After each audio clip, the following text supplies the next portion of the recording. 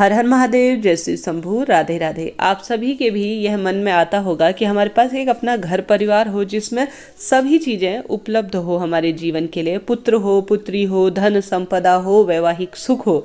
ऐसे में हमारे शास्त्रों में पुत्र प्राप्ति की इच्छा के साथ साथ संतान सुख के लिए भी कई उपाय बताए गए हैं।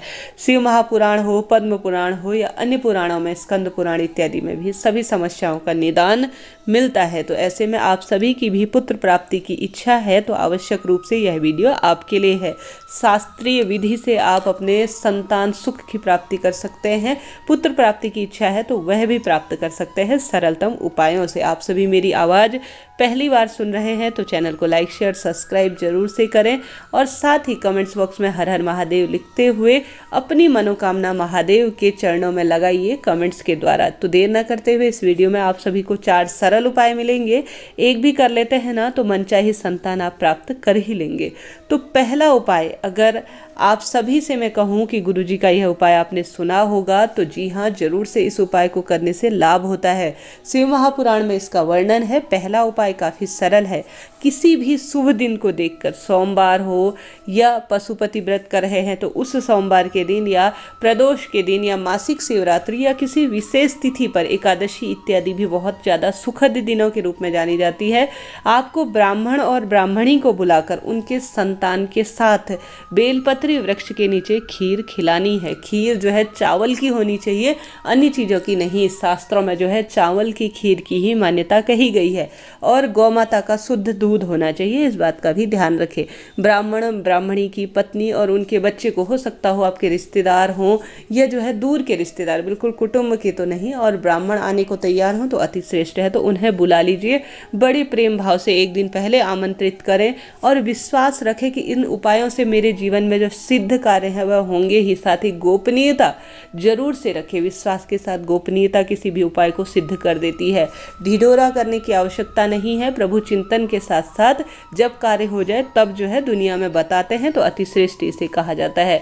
ब्राह्मण और ब्राह्मणी की पत्नी को बड़े प्रेम भाव से आमंत्रित कर कर बेलपत्री वृक्ष, जो कि देवतुल्य बताया जाता है, भगवान शिव के अंश के रूप में है, उसके नीचे उन्हें जो है खीर खिलाकर उसका थोड़ा सा जूठा अंश, उन्होंने खाया हुआ उसका थोड़ा सा अंश जो है आप भी ग्रहण करें, इस भावना से कि इससे मेरे गोद जो है भर जाएगी। भले ही आपके संतान नहीं भी है ना, कुछ भी नहीं है, तो भी आप उस कामना से कर सकते हैं, लाभ मिलना निश्चित है। तो पहला उपाय इस तरह से है। दूसरा उपाय, आप सभी जो है अगर पुत्र प्राप्ति की इच्छा रखते हैं तो मासिक धर्म के अर्थात सम दिनों में भी आप सभी को जो है गर्भाधान करना चाहिए। सम दिनों में आता है 2-4, जो मासिक धर्म का यह जो है पीरियड के 7वें दिन से इन्हें गिनिएगा।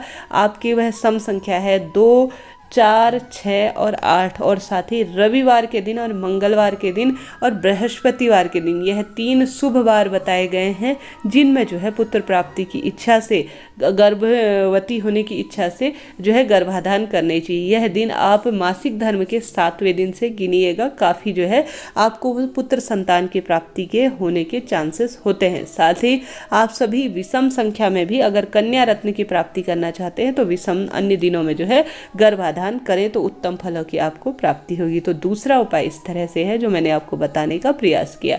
साथ ही गुरुजी कहते हैं आप सभी जो है पुत्र प्राप्ति की इच्छा रखते हैं तो एक बेलपत्री का वृक्ष जो है अपने घर परिवार के आसपास लगाइए, शिव मंदिर में लगाइए। जब जब बेलपत्र महादेव के शिवलिंग पर समर्पित होगी आपके वंश में निरंतर वृद्धि होगी और साथ ही जीवन जो है सुखमय बनेगा। बेलपत्री महादेव के ऊपर समर्पित होगी तो उससे आपके वंश में वृद्धि होगी। तो पति पत्नी को मिलकर किसी भी शुभ दिन को देखकर बेलपत्री का वृक्ष जरूर से लगाना चाहिए और उसे पूर्ण रूप से विकसित करना चाहिए। उत्तम फलों की इससे प्राप्ति होती है और निरंतर वंश में वृद्धि होती है। साथ ही गुरुजी का एक ऐसा उपाय बताना चाहूँगी जिससे आपको संतान सुख की प्राप्ति हो ही जाएगी। अगर आप पुत्र प्राप्ति की इच्छा रखते हैं तो उस निमित्त जो है ऐसी मन में भावना करते हुए यह उपाय करें। या सामान्य जो है संतान सुख प्राप्त करना चाहते हैं, आपके 2, 4, 6 साल हो गए, 10 साल हो गए, 25 साल हो गए, संतान नहीं है तो यह उपाय जरूर से करें। सफ़ेद आंकड़े की जड़ आपको लेकर आनी है। सफ़ेद आंकड़े की जड़ बड़ी आसानी से मिल जाती है। कहीं पर इसे आंकड़ा कहा जाता है, कहीं पर जो है इसे अलग अलग नामों से जाना जाता है। आंकड़ा जो है स्क्रीन पर दिया हुआ है। फूल भी आता है महादेव को, इसको जो है समर्पित किया जाता है। इसके जड़ के कई उपाय हैं। तो आंकड़े की जड़ आपको ले लेनी है, महादेव के मंदिर में चले जाना है। महादेव के मंदिर में जाकर तुमरुका जी का नाम लेते हुए आप सभी को इस आंकड़े की जड़ को 21 बार उतार लेना है महादेव के शिवलिंग के ऊपर से, और इसे लाल धागे में कमर में बांध लेना है। और यह कार्य करना है मासिक धर्म के 7वें दिन से। ठीक है, कर लिया। आंकड़े की जड़ लाए, महादेव के मंदिर में पूजन किया, वहीं पर बैठकर आंकड़े की जड़ को महादेव की शिवलिंग के ऊपर से 21 बार उतारा किया, लाल धागे में कमर में बांध लिया। साथ ही इस कार्य को करने के लिए आपको तुमरुका जी का नाम लेना है।